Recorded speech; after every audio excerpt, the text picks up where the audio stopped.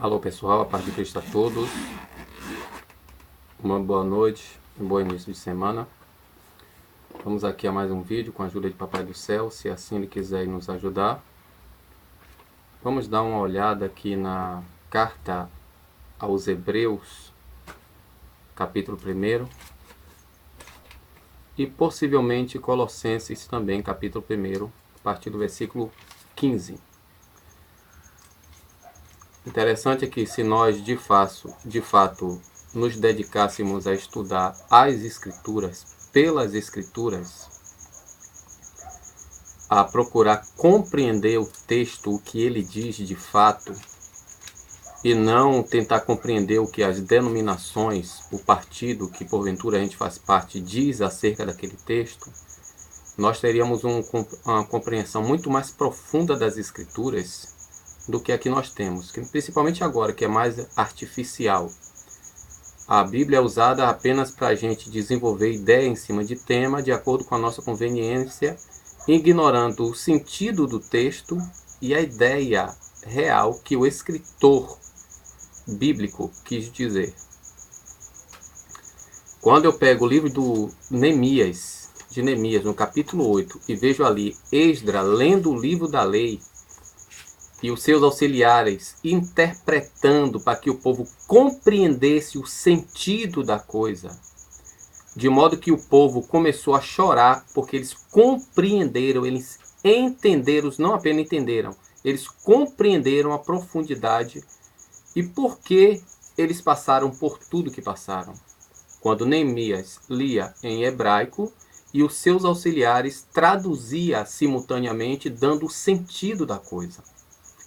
Nós vemos isso lá no livro de Atos, quando Pedro começa a falar para milhares de pessoas de todos os cantos da terra conhecida ali naquela época.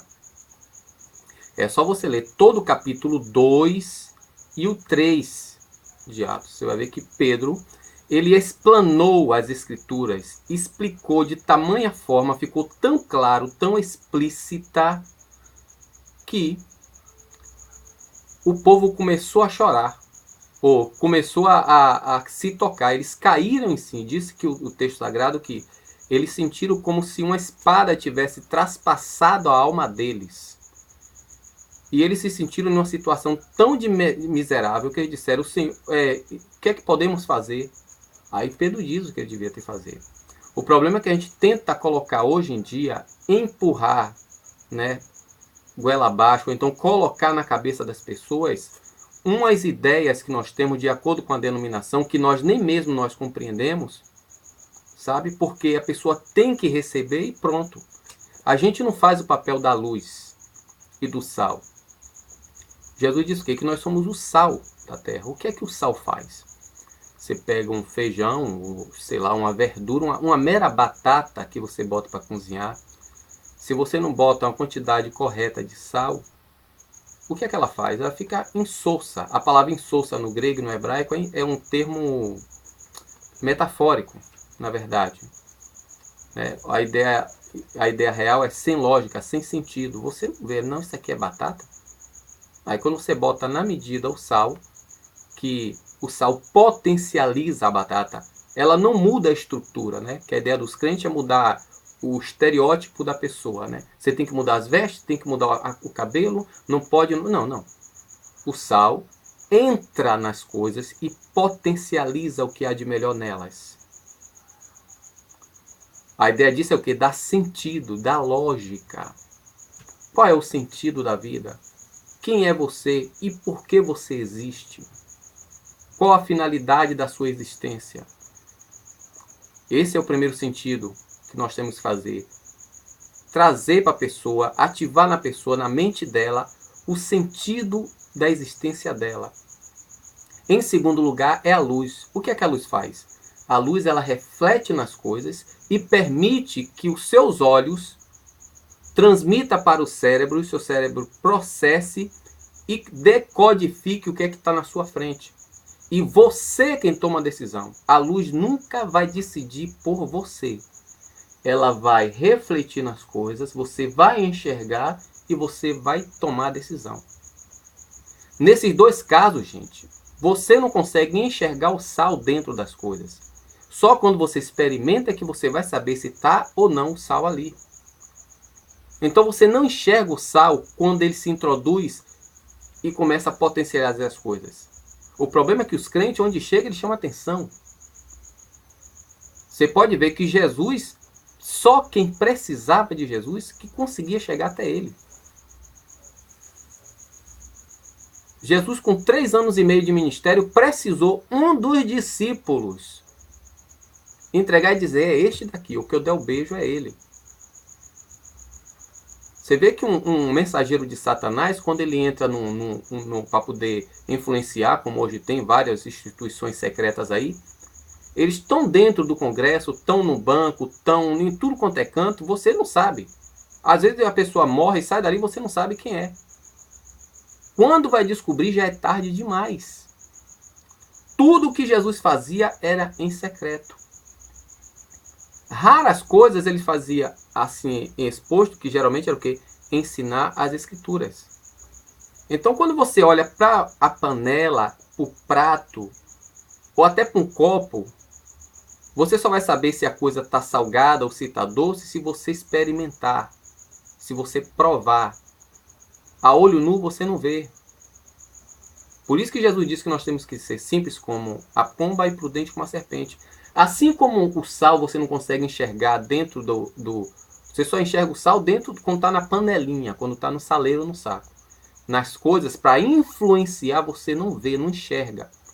Quando você enxerga, é só quando você vai experimentar. A luz também você não enxerga. Você pode enxergar a lâmpada e o reflexo da luz nas coisas. Você não pode nem enxergar e nem tocar na luz. Você apenas percebe e sente. Porque onde tem luz, não tem trevas. Então, a escuridão é o quê? A ausência da luz. Onde não tem luz, há escuridão. Então, onde não está conhecimento, há ignorância. Então, há um oposto. Só existe o outro porque um está ausente. Então, por que eu estou dizendo isso? Porque as pessoas têm tanto tempo de frequentar templos, mas você pega a palavra, quando pede para ler, a única coisa que sabe é aquilo que a instituição colocou na mente delas. Por isso que, se Deus permitir, nesses 7 minutos e 48 segundos em que deu essa introdução, vamos aqui para a carta aos Hebreus. Se você puder agora ou mais tarde, quando assistir esse vídeo, chamar a atenção para algumas coisas que tem no texto grego, que eu estou mostrando aqui a vocês, que aqui é a cópia, e que na nossa versão aí você não consegue ver. Entendeu? Carta aos Hebreus, capítulo 1, versículos 1, e me parece que eu vou até o versículo 5 a 6. Que diz assim, ó. Eu vou ler aqui o texto grego, traduzindo simultaneamente, e ele vai estar bem diferente da sua versão em português, mas é bom que você acompanhe para que você perceba a diferença. Diz assim, ó. De muitas vezes e de muitos modos, ou de várias vezes e de vários modos, anteriormente ou antigamente, Deus, falando aos antepassados por instrumento dos profetas, no último dos dias destes, ó, no último dos dias, na nossa versão está nos últimos dias, né? Nesses últimos dias, não, no último dos dias, ou neste último dos dias, falou a nós no Filho. Essa preposição aqui, no, que no grego é en, quer dizer dentro, no meio ou no centro de. Então, dentro, no Filho, o qual designou ou estabeleceu herdeiro de tudo e através do qual fabricou, produziu as eras. Não é mundo como está na sua versão, são eras. O termo aqui é aion, que quer dizer séculos. Entendeu? termo aqui, ó. Não sei se vai dar para ver aqui. Esse termo aqui, ó. Aionas. Aionas. Aionas. Aionas, que vem de aion. Aion quer dizer eternidade, séculos, eras. Então, literalmente, as existências. Foi por meio do intermédio de Jesus que a palavra, João capítulo 1, até o versículo 3, ele fabricou. O verbo aqui fazer tem vários verbos gregos que é traduzido em português como fazer. Só que cada um tem o seu sentido próprio. Então aqui a ideia é o verbo poiel, que depois eu vou fazer um vídeo, vou postar embaixo, eu traduzindo simultâneo, mostrando a você no texto grego. O verbo poiel quer dizer fabricar, produzir, manufaturar. Manufaturar. Como a padaria produz o quê? Pão. Fábrica de refrigerante produz o quê? Refrigerante. Então ele usa de vários recursos para no final ter um produto. Então foi por meio de Jesus que Deus fez as eras, ou as existências, ou os séculos, o qual é o quê? O qual está sendo a radiância ou esplendor da glória e a reprodução exata da essência dele, ou seja, Jesus, além de ser o herdeiro de todas as coisas, a última e plena revelação para os nossos últimos dos dias. Quem é Jesus? Jesus é o quê? A radiância da glória e a reprodução exata da essência ou da substância de Deus. Isso quer dizer que Deus e Jesus têm a mesma essência, o mesmo poder, a mesma natureza. Então é igual. Por quem, ou ao sustentar, ou sustentando, pois, todas as coisas por meio da seu poder, ou seja, Jesus, que é a palavra de Deus, é que sustenta tudo que existe no multiverso, na galáxia, na Via Láctea, nos planetas e tudo que existe nestes planetas, habitáveis ou não. Então, sustentando todas as coisas na palavra do poder, purificação dos pecados ao fazer, tá vendo que é Jesus? Porque foi ele quem fez a purificação dos pecados, assentou à destra. Quem foi que assentou à direita de Deus? Quem foi que Estevão viu lá no Atos capítulo 7, sentado à destra de Deus? Foi o próprio Pai? Ou Jeová Deus, como algumas pessoas falam? Ou foi Jesus? Por isso a importância de ler e reler várias e várias vezes, usar dicionário para descobrir o significado dos termos, entendeu? Para entender o texto e o seu contexto. Não é pegar versículos isolados, porque versículos isolados eu posso formar qualquer doutrina que eu quiser. Assentou a destra da majestade nas alturas. Tão grande a superioridade ele fez a si próprio do que os anjos, se tornando a si próprio do que os anjos, quanto mais excelente nome em relação aos anjos tem herdado. Porque qual dos anjos jamais disse ele, no caso Deus, filho meu és tu, eu hoje tenho gerado a ti. E outra vez, eu serei para a ele como pai, e ele será para mim como filho.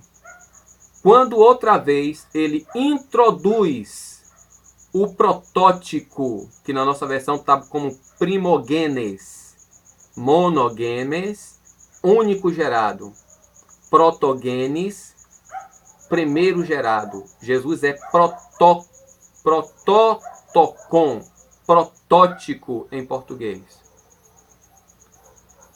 E outra vez, ao introduzir o primogênito para a habitação permanente, no caso o planeta, diz: e adorem ou prostem perante a ele todos os anjos de Deus. Eu vou reler aqui, sem explicar, para que você entenda o texto, e depois eu vou aqui dizer o significado de alguns termos, que na nossa versão está completamente diferente, ou está parecido, mas eu e você não sabemos o significado. Então, várias vezes e de vários modos, porque foi no decorrer da antiga aliança, várias vezes, de vários modos. Anteriormente, Deus, ao falar aos pais nos profetas, no último dos dias, estes, falou a nós no Filho, o qual estabeleceu ou designou herdeiro de todas as coisas, através do qual fabricou as eras, o qual está sendo a radiância da glória e a reprodução exata da sua essência, fazendo ou sustentando todas as coisas na palavra do poder dele, purificação do pecado nosso ao fazer, assentou-se à destra da majestade nas alturas, assentou-se à destra da majestade nas alturas. Tão mais excelente, tornando-se do que os anjos, quanto mais excelente perante a eles tem herdado um nome. Porque qual dos anjos jamais disse: Filho meu és tu, hoje tenho gerado a ti. E de novo eu serei para ele como pai. Serei para ele pai, como pai não, pai, que aqui não tem nível de comparação. Serei para ele pai, e ele será para mim filho. Quando de novo introduz o protótipo para a habitação permanente, diz: e prostem-se perante a ele todos os anjos de Deus. Amém? Então, no versículo 1 aqui, quando diz assim, ó, de muitos, ou repetidas vezes, e de muitos modos repetidas vezes, porque Deus não deu uma plena revelação ao povo de Israel. Começou, né, fracionadamente, Moisés, aí vem Juízes, aí vem os profetas, vem os livros históricos, ali outros profetas falando por meio de Salmo. Então foi de várias vezes, em várias épocas, por várias pessoas, Deus falou aos antepassados do povo hebreu, porque a carta aqui, gente, é aos hebreus. Então, para entender o conteúdo de uma carta, né, e a ideia, tem que saber para quem foi, por que foi e como foi. Então, a carta aos hebreus começa, a intenção da carta aos hebreus é falar da excelência e da magnitude de Jesus, que é superior a tudo que existe. Entendeu? Ele e o Pai é superior a tudo o que existe, e o ministério de Cristo é excelente, maior do que Arão, está além da lei, entendeu? E é perfeito. Então, várias vezes, de vários modos, Deus sempre deu a revelação que não era algo clara e era fragmentada. Só que diz aqui, ó, o versículo 2 diz: no último dos dias, no último, no singular, ó, no último destes dias. Como é que está em português? Em português está assim: e falou nesses últimos dias, só que em português, na nossa versão, isso daí no versículo 1. No texto grego já é no versículo 2, mas não importa. Aqui está nestes últimos dias. Não é nestes últimos dias. Neste último dos dias. Ele falou, o verbo usado aqui é lalesen. É a forma aorista de lalel. É lalesen, que é o aoristo no grego aqui, o modo verbal, indica uma ação completa, plena, que não precisa mais de nada para complementar. É algo que fez por completo. Cadê o pão? Já está feito. Cadê o bolo? Aí eu estou fazendo. Ou eu faço. Eu faço quer dizer algo que está em andamento. Não quer dizer que você está fazendo mesmo ou que você já fez. Eu faço. Eu faço, mas você está fazendo agora? Não. Não, mas eu sei fazer. Você quer que eu faça? Então, aqui está dizendo que fez, que falou. Falou, então é algo que já foi feito e está completado, está prontinho da Silva. Não precisa de mais nada. Então, se Deus, neste último dos dias, falou através de nós, diferente da antigamente que Deus paulatinamente, fragmentadamente, falava durante o decorrer dos tempos, por diversas pessoas. Agora não, gente. A única revelação e plena que Deus falou a nós, e não tem mais outro tipo de revelação, foi a Jesus. Então, qualquer outro tipo de revelação que aparece por aí, surgindo uma nova doutrina, uma nova seita, uma nova religião, Paulo fala em Gálatas, capítulo 1, versículo 3, que é maldito, anátema, não é de Deus. Está aqui, ó. No último dos dias falou no Filho. Então, Jesus é a última, única e plena revelação. Ah, que apareceu, teve uma visão, apareceu um facho de luz. Não é porque Deus me mostrou nada disso. Qualquer outra revelação, Paulo disse, leia Gálatas, capítulo 1. Eu estou aqui falando com você no vídeo, mas é dever seu. Se você quiser saber de fato, não acredito no que eu falo, que eu estou falando. Vá fazer que nem os bereanos, todos os dias estudando para saber se de fato o que eu falo está de acordo com o texto. É com o texto, não é o versículo, é o texto.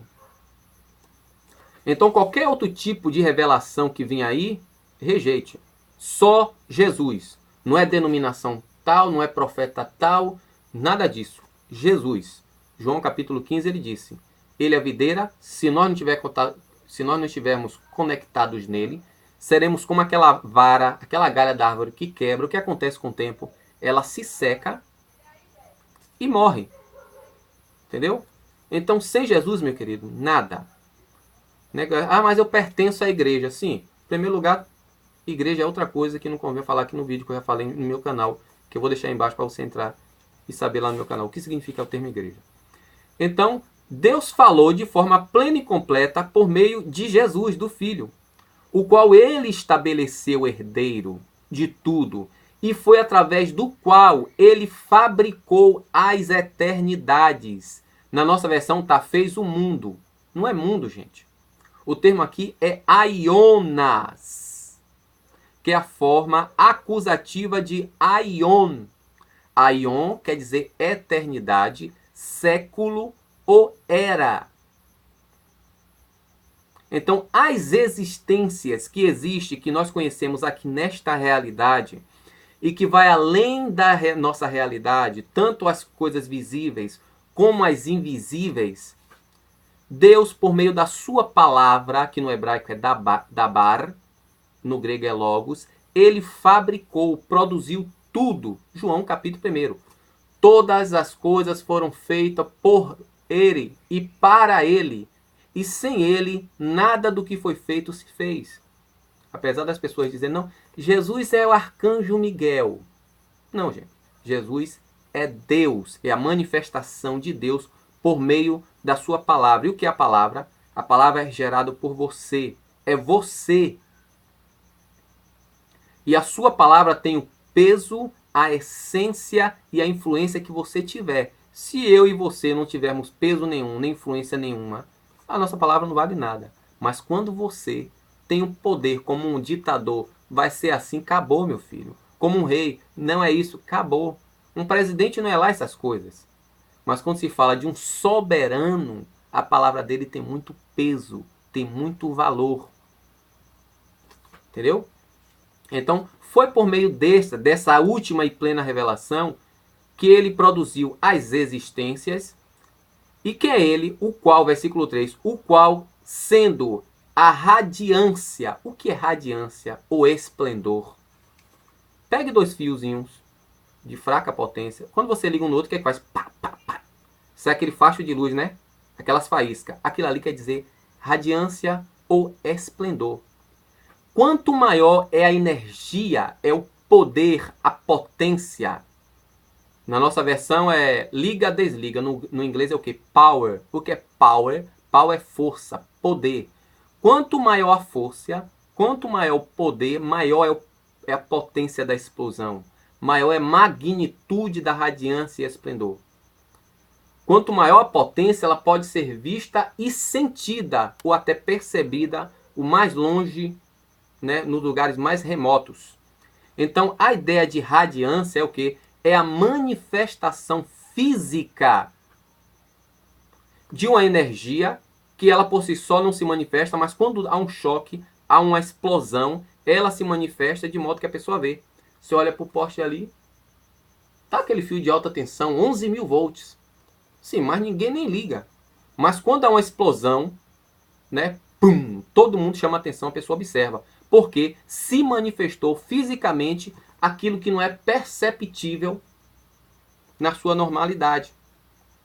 Então, quem é Jesus? Jesus é o que? A radiância, o esplendor. O que é esplendor? É a manifestação física e temporal da glória e mais o que? A imagem ou expressão ou reprodução exata da substância de Deus. É isso que Jesus é. Quando você pega, se você é testemunho de Jeová, pega uns textos isolados acerca de Jesus, que a sua instituição fala, você não vai perceber o que está no contexto.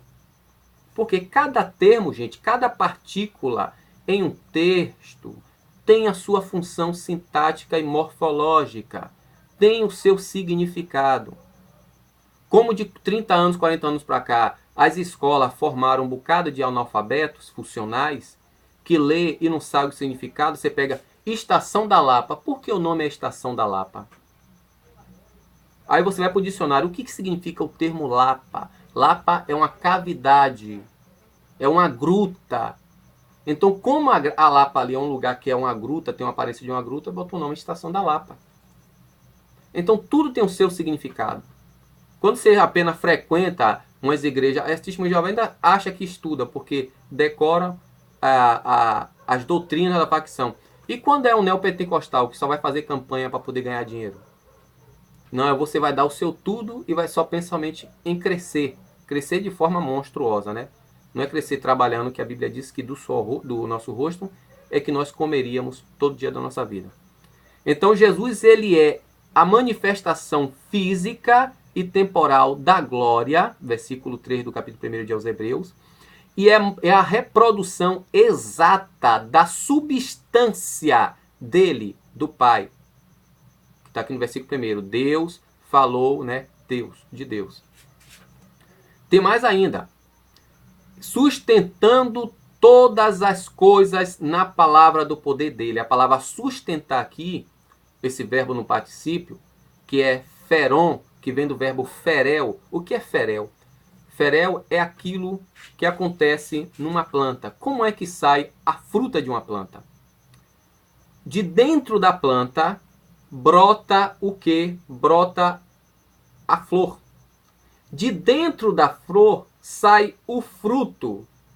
Então, ferel quer dizer sair de dentro para fora, algo que tem a essência e a substância da árvore, da seiva.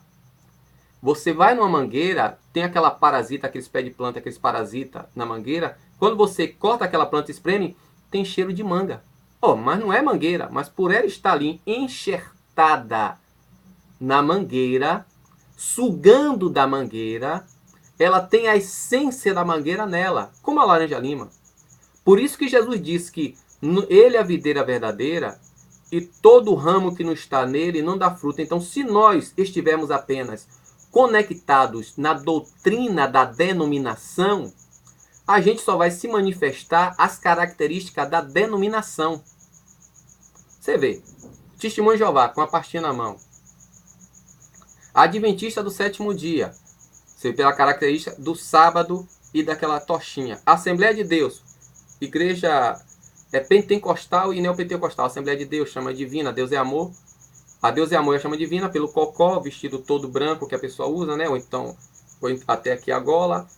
Assembleia de Deus, com os cabelos grandes, aqueles vestidos mais assim, mais um pouco mais caro.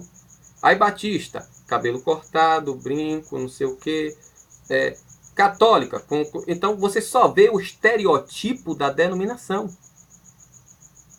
Mas quando eu e você nos conectamos a Jesus, ou seja, começamos a estudar a palavra, ver como é que procediam os apóstolos e Jesus e começar a proceder e agir de acordo com o que está na Escritura, não com o que textos, versículos dizem, mas com toda a Escritura, a gente começa a manifestar. Mateus capítulo 5, versículo 15 e 16. Não se pode esconder uma cidade construída em cima de uma montanha. Entendeu? Assim, resplandeça as vossas boas atitudes perante os homens, e vendo as suas boas atitudes, glorifiquem a Deus. Ou seja, eu e você reproduzindo ou refletindo nas pessoas Cristo. E as pessoas veem Cristo em nós. Só que hoje em dia a gente não vê. A gente vê o estereótipo da denominação. E as pessoas acham porque frequentam o templo ou faz parte de uma denominação que são melhores e que já são Deus aqui na terra. Nada disso. Mateus capítulo 23. Leia Mateus capítulo 23, até o versículo 12. É o que Jesus disse. Quem quiser ser grande no reino, tem que ser servidor de todos. Amém? Então, o termo aqui que fez é o que sustentar. O que é que acontece? Quando essa flor sai de dentro para fora, depois sai o fruto dela, esse fruto fica ali sendo sustentado até amadurecer. Por isso que diz aqui, ó, sustentando tudo. Jesus é quem sustenta, alimenta tudo até o tempo determinado, gente. Nasce um sol, aquele sol nasce de uma explosão, né? E começa ali a virar. Depois ele vai crescendo, vai crescendo, vai crescendo, até virar uma estrela que eu não sei agora o tipo de grandeza. Depois vira um anã.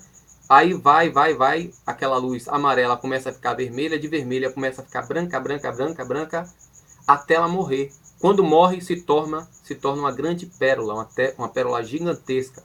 Esse nosso Sol, um dia ele vai morrer. Quando ele morrer, vai se tornar uma pérola gigantesca. Entendeu como é que é? Então, nós mesmos, eu nasci. Vai chegar um dia em que eu vou morrer. Mas enquanto isso, eu estou sendo sustentado pela determinação de Jesus, ou da palavra de Deus por meio da sua palavra, que é Jesus. Então, Jesus é quem sustenta. Ele é quem mantém. A mãe e os pais sustentam o filho. Vou dar outro exemplo aqui para ficar mais claro. Uma criança é gerada no ventre da mãe. Então, ela é sustentada pelo canal umbilical da mãe até chegar o tempo determinado dela nascer. Então, a ideia aqui é essa. Jesus é quem sustenta tudo. O que sustenta eu e você não é a comida que nós comemos, não é a bebida que nós bebemos. Porque tendo comida e tendo bebida, se Deus disser, chega hoje, acabou. Ele desconecta o espírito dele em nós, que dá energia para que suas células trabalhem e produzam mais energia. Mas se ele não quiser, ele desliga a chave e acabou. A gente cai, morreu. Entendeu? Então Jesus, além de ser a manifestação física e temporal da glória e reprodução exata da essência ou substância de Deus, é ele quem sustenta tudo na palavra do poder dele. A palavra poder aqui, no grego, não é, aqui está usando aqui, não é ergon, é dunamis. Dunamis fala de poder extraordinário, algo surpreendente, sobrenatural dele. Ao fazer purificação dos pecados nossos, assentou-se à direita da majestade. Assentou-se à direita. Fazendo purificação. Há uma doutrina adventista do final do século, no início do século XIX, 1800 e alguma coisa, em que Ellen White diz que Jesus, é só você estudar o pastor Batista que profetizou, acho que 4 vezes, segundo o cálculo dele, não, Jesus vai vir em 1850, 1855, aí quando não veio, ele renunciou ao cargo de pastor e virou membro. Só que Ellen White diz que Jesus veio, mas entrou no santuário. Se ela lesse o livro aos Hebreus, no capítulo 7, 8, 9 e 10, ela saberia que Jesus entrou no santuário quando ele morreu, há 1900 e pouco anos atrás. Antes dele ressuscitar, está aqui escrito, ó, o próprio versículo aqui logo diz, ó, ao fazer purificação dos nossos pecados, ou seja, ao expirar lá na cruz, quando ele disse, está consumado, diz que ele assentou à direita da majestade nas alturas. Então Jesus já entrou no santuário há 1960 ou 70 ou 80 anos atrás. Não foi em 1850, nem em 1900, como disse Ellen White. O texto bíblico diz que ele entrou em mais de 1970, 80 anos atrás. Entendeu? Por isso que ele sentou à direita. Tão grande a superioridade ele tornou a si próprio do que os anjos, quanto mais excelente do que eles herdou um nome. Olhe bem, Jesus não apenas ele é superior, ele fez a si mesmo superior do que os anjos, como também mais excelente nome herdou do que os próprios anjos. A palavra nome, que no hebraico é Shem, e no grego é onoma. Onoma, gente, quer dizer reputação. É aquela fama que alguém tem, boa ou ruim. Quando alguém fala o nome, vou dar aqui o nome, Antônio Carlos Magalhães, ACM, você lembra de quê? Você lembra quem é a pessoa, que é da Bahia, que foi político. Quando você, o próprio nome Jesus, você lembra o quê? Ressurreição dos mortos, salvação. Só que tem gente que lembra de coisa de forma negativa por causa da má reputação, como está lá em Romanos capítulo 2, que o nome de Deus é blasfemado por causa daqueles que deveriam glorificar o nome deles. Então a palavra nome, ou seja, a reputação, a posição, a fama de Jesus é superior a todos os anjos. Apesar de o Adventismo dizer que Jesus recebeu um título honorífico, que é Arcanjo Miguel. Como a Testemunha de Jeová nasceu do Adventismo, era um presbiteriano que simpatizava com o Adventismo, que não acreditava na condenação eterna dos mortos, aí eles decidiram que Miguel não é apenas um título honorífico. Jesus e Arcanjo Miguel é a mesma pessoa, então ele é uma criatura, ele não é criador. Por isso que eu digo a vocês que nós temos que ler as Escrituras ignorando o que as instituições dizem. Vamos lá? O versículo 5 é mais claro quando diz assim, porque qual dos anjos jamais Deus disse, filho meu és tu, hoje tenho gerado a ti. Gente, o que é gerado aonde? Você foi gerada onde? Você foi gerado onde? Dentro. A manga que nasce na mangueira foi gerada onde? Dentro. Se foi gerada dentro, então tem a essência, a substância, o mesmo DNA. Entendeu? Por isso que você pega o capítulo 5 do Evangelho segundo João, a partir do versículo 15, quando Jesus disse assim, meu Pai, porque dizer que é Pai, a palavra Pai quer dizer fonte, lugar de origem. No hebraico é Av. Av. Não é ave, é Av. É lugar de origem, de onde sai. Quando Jesus disse, meu Pai trabalha dia de sábado e eu também trabalho, o que é que diz o contexto de João 5? Por esse motivo, ainda mais queriam matar a Jesus, porque não só ele violava o sábado, como também dizia que Deus era seu Pai, igualando-se a Deus. Quer dizer, filho, a palavra filho no hebraico, que é ben, vem de baná. Baná quer dizer construir ou edificar. Uma criança é construída dentro do ventre materno a princípio de quê? A partir de quê?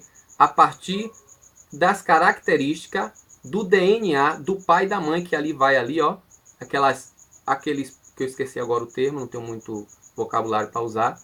Então, aquele protótipo, ele pega ali aquele material genético que é característico, que tem a substância particular daqueles dois e de quem eles descendem, a carga genética histórica, entendeu? Por isso que às vezes são duas pessoas morenas, ou uma pessoa negra e uma pessoa clara, e nasce uma pessoa bem branquinha, não é albina, mas clara, ou então duas pessoas de cor parda e gera um menino negro. É só você estudar a biologia que você vai ver sobre isso. Então, porque de acordo com a carga genética que tem ali dentro, nas células da pessoa, vai desenvolver ali aquele outro produto que vai sair. Então, quando Jesus disse que ele é filho de Deus, ele foi construído a partir do DNA divino, se é que eu posso dizer construir, porque ele não foi construído, ele foi gerado, ele não foi criado. É gerado, não é criado, entendeu? Porque ele é coexistência com Deus.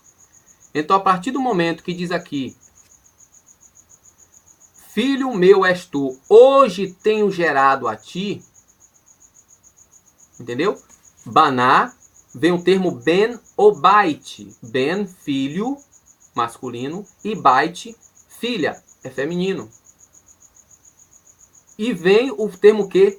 Veit ou beit. Beit, casa. Casa em hebreu quer dizer casa mesmo, quer dizer família, quer dizer reino, quer dizer negócio, ou tudo que você tem uma responsabilidade. Porque é que tem muita gente que até hoje não entendeu Isaías capítulo 38, quando Deus disse a Ezequias, põe a tua casa em ordem. Em primeiro lugar, que Ezequias naquela época não era casado e não tinha filho. Ninguém sabe disso, você está sabendo agora. Pouca gente sabe disso. Segundo lugar, que Deus estava falando ali do reino dele. Você vai morrer, então organize o seu reino para que não tenha matança quando você morrer, ou não tenha sucessor. Que as pessoas dizem, não, Ezequias estava em pecado. O versículo 2 diz o quê? Que Ezequias disse, Senhor, lembra de que eu andei sempre retamente na tua presença, fazendo o que era bom aos teus olhos. Virou para a parede, chorou amargamente, e Deus disse, volta lá e fala, meu servo Ezequias. Então, Jesus, se ele é filho, ele tem a mesma essência, a mesma substância de Deus, e por isso os judeus queriam matá-lo, porque ele disse, não, ele é filho, então quer dizer que ele é igual a Deus? Depois leia, mas leia 10, 20, 30, 40, 50 vezes. João 5, todo o capítulo, João 8, todo o capítulo, e João capítulo 9 e 10, que são um só fato que ocorreu. Você entender o capítulo 10, você tem que ler o capítulo 8. Você entender o capítulo 9. Para você entender o capítulo 9, tem que ler o capítulo 10, que os dois formam um só contexto. Então leia várias vezes. João capítulo 5, João capítulo 8 e João capítulo 9 e 10. Amém? Então, qual, pois, dos anjos disse jamais, filho meu és tu, hoje tenho gerado a ti? E de novo, eu serei a ele por pai, por fonte, lugar de origem. E ele será para mim por filho, que terá as mesmas características e substância de mim. Né? No caso de Jesus, forma física, Deus invisível. Quando outra vez introduz o protótipo, que na sua versão está como primogênito, para a habitação, que na nossa versão está como mundo, para a habitação, diz, e prostem-se perante a ele todos os anjos de Deus. Veja bem que durou o quê? Quase 50 minutos, a gente está aqui somente estudando 5 versículos. Agora imagine o tempo que gasta você ler todo um capítulo, e no caso, se o capítulo tem um contexto no outro capítulo seguinte, como eu falei aqui, João capítulo 9, você tem que ler várias vezes, se for o caso, fazer a tradução, para você ter a ideia real do texto, quando foi escrito, ver como dá trabalho. Agora imagine as pessoas que só vai para uma congregação, fica lá ouvindo música, ou então ouvindo palavra de efeito, bota a mão na cabeça, agora invoque, expulse, faz outra coisa, e você não vai fazer o essencial, que é conhecer a palavra, para que você possa resplandecer, explanando ela para que você entenda, e quem lhe ouça, escute e compreenda a verdade do Evangelho. Vê como dá trabalho? Então que Deus em Cristo continue a nos abençoar. Eu deixo aí para vocês esses textos que eu já falei, né? João capítulo 5, capítulo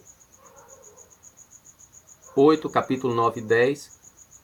E também Neemias capítulo 8, que eu falei no início. Leia Neemias capítulo 8 para você entender a ideia de igreja, o que é. Que naquele tempo, o templo de Salomão tinha sido destruído, Neemias ainda estava reedificando o templo, e só existia um único templo em todo Israel. Na antiga aliança precisava de templo, porque tinha só um lugar de culto, conforme Deuteronômio 12. Mas na nova aliança não. Eu sou o templo, eu e vocês somos o templo. Nossa vida diária é o sacrifício a Deus, o nosso modo de proceder. E o lugar de adorar a Deus é em qualquer lugar.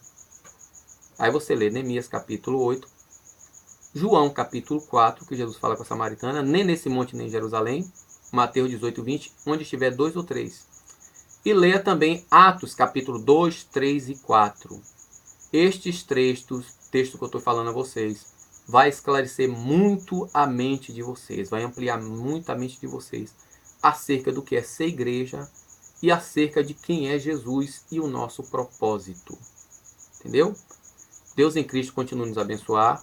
A paz, uma boa noite e uma boa semana que há de iniciar. Deus abençoe.